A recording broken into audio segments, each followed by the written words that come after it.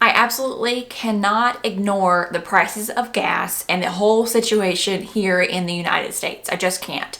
I ran across an article today that opened my eyes to a bigger picture, something that kind of shows how we got here. And this is not political whatsoever.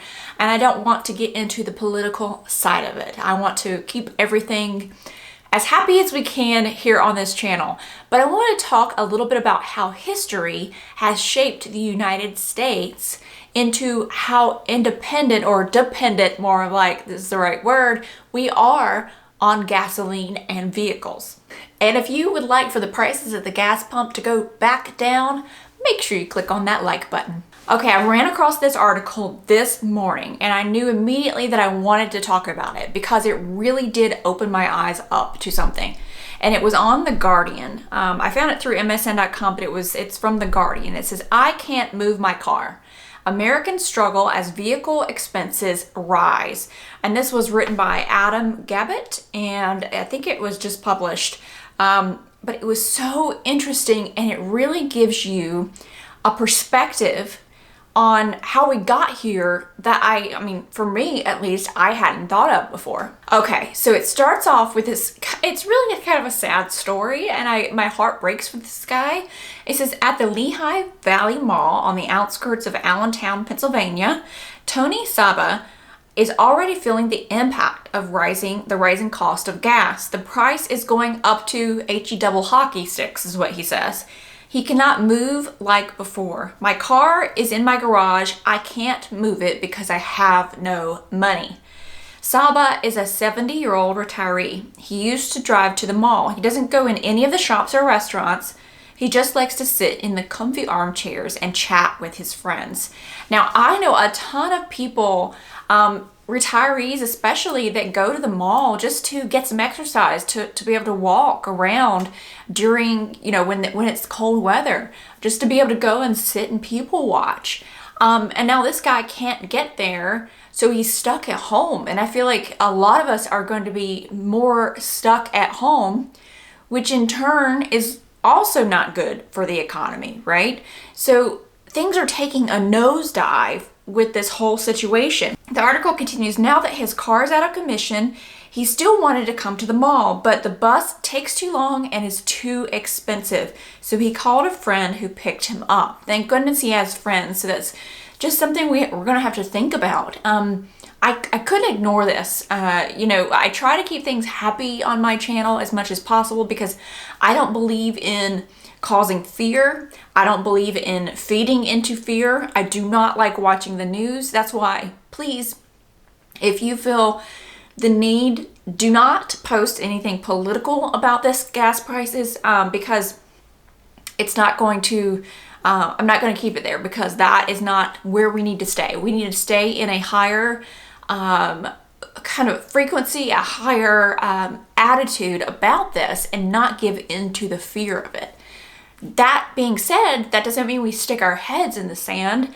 It also doesn't mean that we can't learn something from this experience. These are the experiences that are going to shape our lives. These are the experiences we're going to pass on, little nuggets of, ideas or tips to our children and our grandchildren that we're going to talk about in the years to come. Okay, so let's get to the nutshell of the article and why it was like a light bulb. It says, "Saba's story in a nutshell illustrates the problem many in America are facing. Owning and operating a car is getting more and more expensive."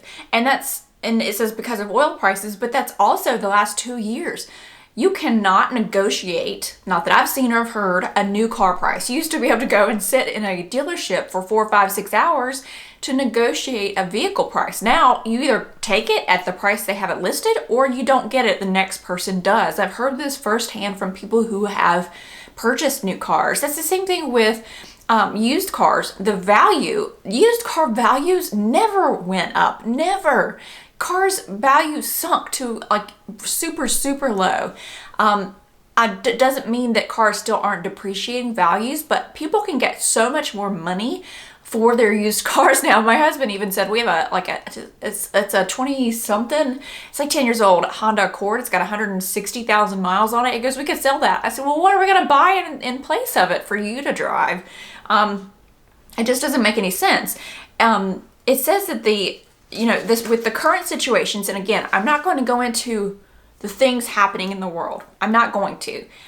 You can have your own personal opinion on that, and you are absolutely welcome to that. But with the current situations that are happening, that started happening a few weeks ago, people are projecting that the prices are just going to keep going higher.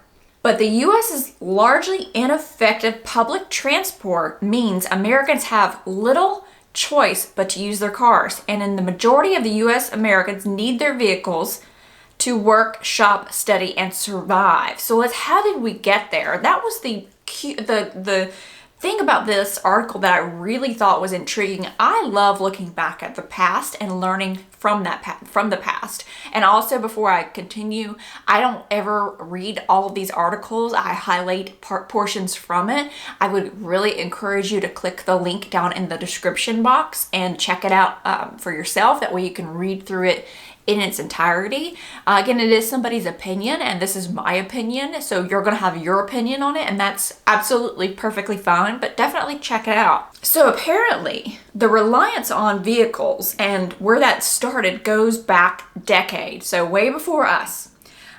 In the US, we really saw an increase in automobile use in the post-World War II period, the baby boom generation. At that point in time, we had this new availability of relatively inexpensive, mass-produced automobiles. So you think about before then. So I always think back to Downton Abbey. I love that show. And how having a vehicle was a luxury. Like, only the richest rich had a vehicle because they were so expensive. And that's kind of the way most technology is when it first comes out. It's really expensive. But right past World War II, which I think was that in the 40s. I was after the Great Depression, I believe. If I'm wrong, I'm sorry. I'm not a huge, the date person. I know the Great Depression was from 1930 to about 1939. So I just looked it up because I didn't want to be extra dumb. It was from 39 to 45 when World War II happened. So this was right after that. This was the first time in history that middle income households had the ability to purchase automobiles. And it says at the same time you had soldiers coming back from World War II, starting families, and then there was a huge population boom. So there was also a need for more housing. So whereas, beforehand, the population wasn't as high, this is when the boom on housing and vehicles happened, when we expanded our families so much. And it says at the time, cities were polluted, noisy, and generally less attractive. It led to a boom of construction of suburban houses. Cars and the suburban housing went hand in hand. If you wanted to get anywhere, you had to have a car. So if you decided you wanted to go live out in the suburbs, then you also had to have the affordability to have a car. So this is the pattern that started vehicles, suburban, and so it hasn't stopped since, and that's what this article highlights. I just thought, what do you think of that piece of information? Have you kind of put two and two together yet? Now, I know I have a lot of subscribers that do not live in America, so if you do not, I would love to know what's happening near you. What's happening near you with prices of gas? Do you typically use transportation, or do you have your own vehicles? I would love to hear about how that works where you are, but put where you are and also kind of what transportation is like near you. I love reading those comments, and I know that other people on my channel who read them enjoy them as well. Okay, so when we all began doing these suburbs, it says the construction and planning of the new suburbs rarely included viable bus or train options. Many new neighborhoods didn't have walkable amenities. Now people needed cars to go shopping or to take their kids to the swimming pool, and certainly to go to work. So car and house went together because there just wasn't the infrastructure wasn't put in. It wasn't planned that way. It's a legacy, it says, that has endured. America's Americans drive much, much more than other nationalities. So here are some statistics, which I love a good article with statistics in it, right? In 2019, American motorists drove an average of 14,263 miles a year. I know myself, I drive around 15,000 miles a year. It says, and this is according to the U.S. Department of Transportation, that puts the U.S. at the top of the list in terms of miles driven, and it isn't even close, okay? The next highest country is Canada, where people drive an average of 9,562 miles a year in 2019. The average car in the UK was driven 7,134 miles in 2019.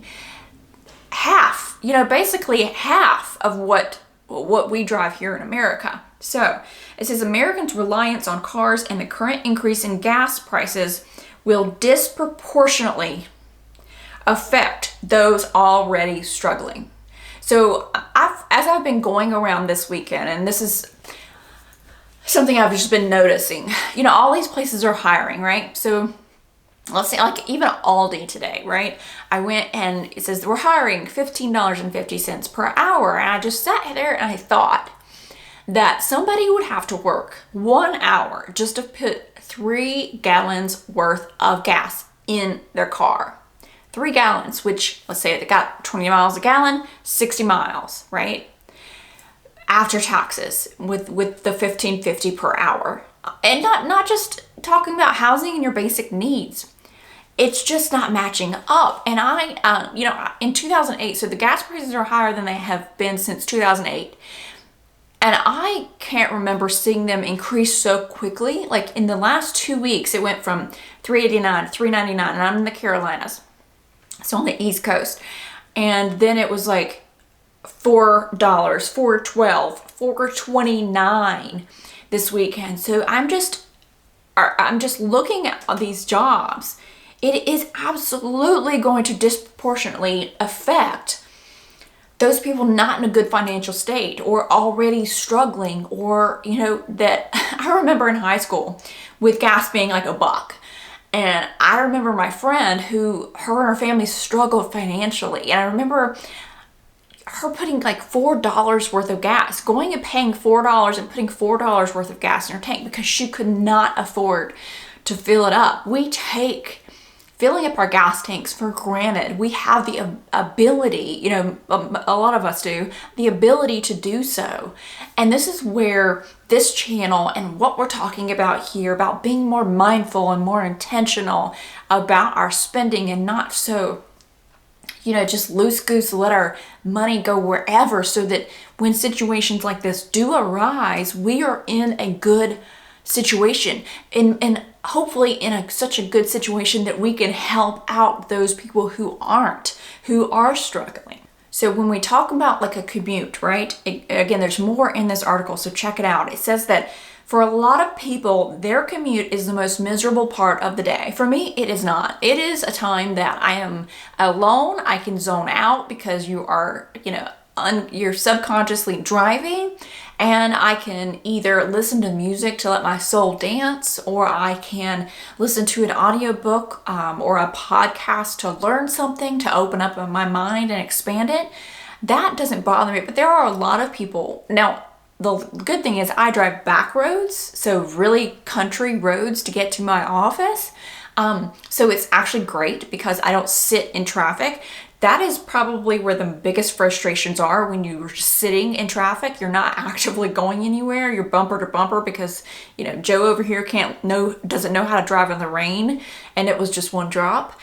And you're sitting there and you can't move. That is a frustration, and that I can see where people are miserable. So listen to this. But in the United States, we could easily have made different choices. And what they're talking about here is in the development, in how the United States expanded, how it grew up, basically. It says if you look at Europe, a lot of places actually look like they were headed in the American direction. Cities such as Amsterdam and Copenhagen are seen as incredibly bike-friendly today, Spieler said. But in the 1960s, cars took over cities. The difference in those places is that there was a moment of serious readjustment that happened in the 1970s and 80s to go in a different direction. So the United States did not do that, whereas these European cities did. This is another argument, is that the sheer size of the US means public transportation wouldn't work. Anyone who has experienced Amtrak's cross-country services, the rail company offers little used day-long trips from Los Angeles to New Orleans and Chicago to Florida. You can attest to the scale of the problem.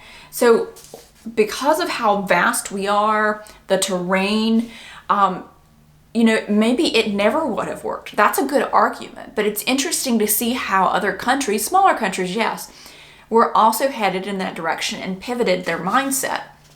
Now, it looks at the other side of the argument here, but having working public transport isn't about linking the whole country or about forcing bus routes down the throats of tiny villages.